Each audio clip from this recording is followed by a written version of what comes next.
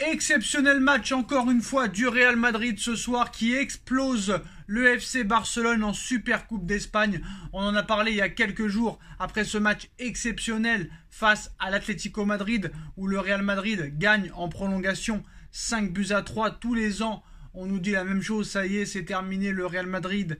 Il y a des joueurs qui sont trop vieux. Carlo Ancelotti, c'est sa dernière année. Mais très clairement, tous les ans, cette équipe arrive à fonctionner avec les mêmes joueurs. Une recrue par mercato, pas plus. Et ce soir, le FC Barcelone n'a pas existé. Éteint par le Real Madrid. Le Real Madrid a éteint le FC Barcelone.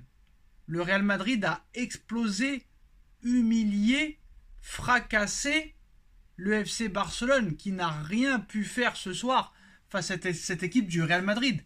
Cette équipe étincelante du Real Madrid avec un Vinicius en mode ballon d'or, un Vinicius exceptionnel, triplé, hat-trick, coup du chapeau, Vinicius remarquable qui sera, je pense, un candidat très très sérieux cette année au ballon d'or. Mais une équipe exceptionnelle, même Ferland Mendy à gauche complètement retrouvé, énorme sur ce match.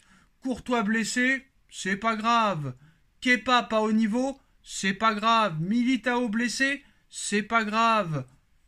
Cette équipe, il ne peut rien lui arriver. C'est une équipe de coupe. En plus d'être une énorme équipe, c'est une équipe de coupe. Et ce soir, elle explose, elle crucifie, elle fracasse, elle humilie le FC Barcelone. Ce Real Madrid-là, qui marque 9 buts en 2 matchs, face à l'Atlético Madrid et le FC Barcelone. On ne parle pas de Osasuna ou Retafe sans leur manquer de respect. Le Real qui en claque 9 en 2 matchs contre le Barça et l'Atlético Madrid. Bon, ce n'est plus réellement le Barça d'il y a quelques années, on va pas se mentir. Mais quand même, quand tu vois Jules Koundé ce soir, catastrophique. Je pense que Jules Koundé devrait arrêter sa carrière de footballeur professionnel pour aller à la Fashion Week. Là, il est vachement plus performant.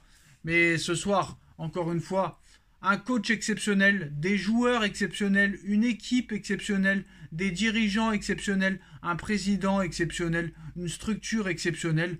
Et à l'arrivée, ça donne quelque chose d'exceptionnel. Le Real Madrid nous régale de match en match. Parce que même à l'époque où le Real Madrid remportait beaucoup de Ligue des Champions, le Real Madrid était quand même dépendant, énormément dépendant des Modric, des Cristiano Ronaldo. Quand Ronaldo est parti, on a dit que le Real Madrid c'est terminé. Le Real Madrid, quoi qu'il en soit, a regagné une Ligue des Champions en 2022 sans Ronaldo. Et la question que tu te poses, quand tu vois Rodrigo buteur, quand tu vois le hat-trick, le triplé, le coup du chapeau, le Vinicius en ballon d'or, quand tu vois Jude Bellingham, quand tu vois Hendrick qui va arriver, mais tu te dis Mbappé, pourquoi faire?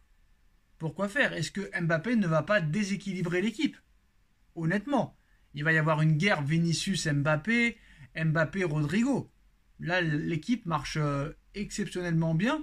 Et je pense que tu mets Mbappé dans cette équipe, je ne sais pas si ça va valoriser réellement ce 11 qui se connaît par cœur, très clairement. Et on connaît un petit peu l'individualiste Mbappé, même si depuis quelques matchs, Mbappé est moins individualiste. Mais là, ce soir, ça a été une leçon de football. Le Barça n'a rien réussi à faire. Un Barça très très très faible, un Barça qui ne presse pas, un Barça qui ne défend pas, très faible défensivement.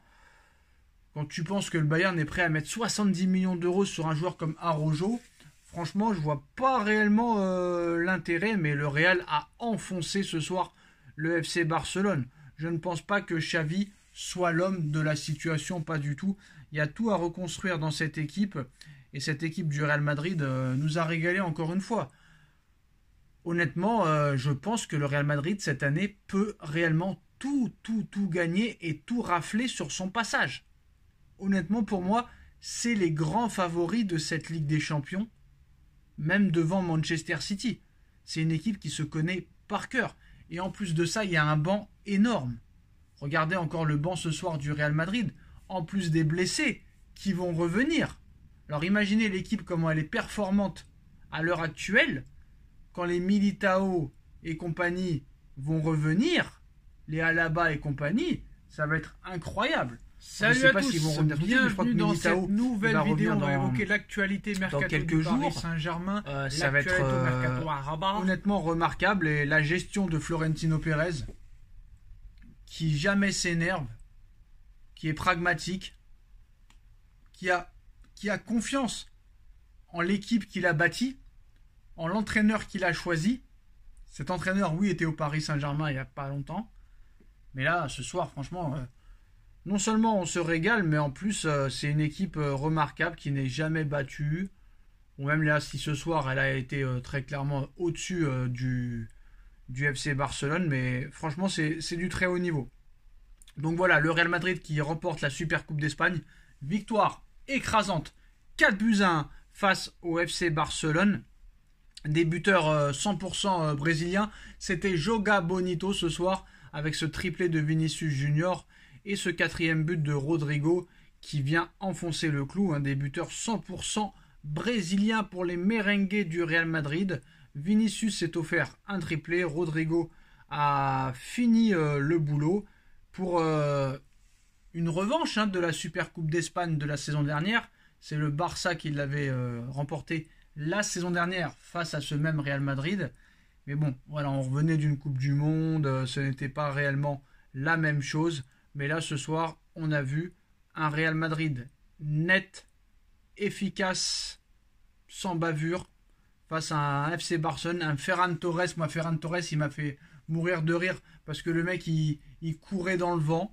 Salut à tous, bienvenue dans cette nouvelle vidéo. On va évoquer l'actualité mercato du Paris Saint-Germain. J'ai envie de te dire, le Barça n'avait pas envie de jouer au football ce soir. Un Jules Koundé catastrophique. Un Lewandowski, certes, qui marque, mais qui n'est pas servi. Et surtout, Frenkie de Jong. Frenkie de Jong, que je ne reconnais plus depuis maintenant un an et demi. Frenkie de Jong qui ne sert strictement plus à rien. Inexistant dans les récupérations de balles. Inexistant offensivement. Inexistant à l'impact du ballon. Ça ne court pas. Ça ne défend pas. Franchement, cette équipe du FC Barcelone fait très peur. Et honnêtement, j'ai l'impression que leur problème est loin d'être résolu. En tout cas, un Real Madrid exceptionnel. On s'est régalé pendant ce match. Encore une fois, beaucoup d'occasions de part et d'autre. Du jeu. Franchement, match très plaisant. On ne s'est pas ennuyé. Et ça fait vraiment très très plaisir à regarder. Parce que maintenant, les grands matchs se comptent sur les doigts d'une main. En tout cas, le Barça...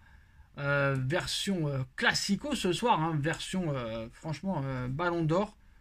Premier trophée pour Jude Bellingham, super champion d'Espagne. Donc Bellingham, Vinicius Junior seront des candidats au ballon d'or cette année, tout comme Mbappé. Donc voilà, fin du match, victoire du Real Madrid 4-1, finale remportée, triplé de Vinicius et but de Rodrigo. Vos impressions, dites-nous en commentaire ce que vous en pensez. Même Brahim Diaz, joueur très très bon, qui pourrait aussi être une bonne doublure dans cette équipe, ou un bon numéro 9 aussi. Donc j'ai envie de te dire, attention à Brahim Diaz qui pourrait, je pense, prendre de l'ampleur dans cette équipe du Real Madrid, très très très performante.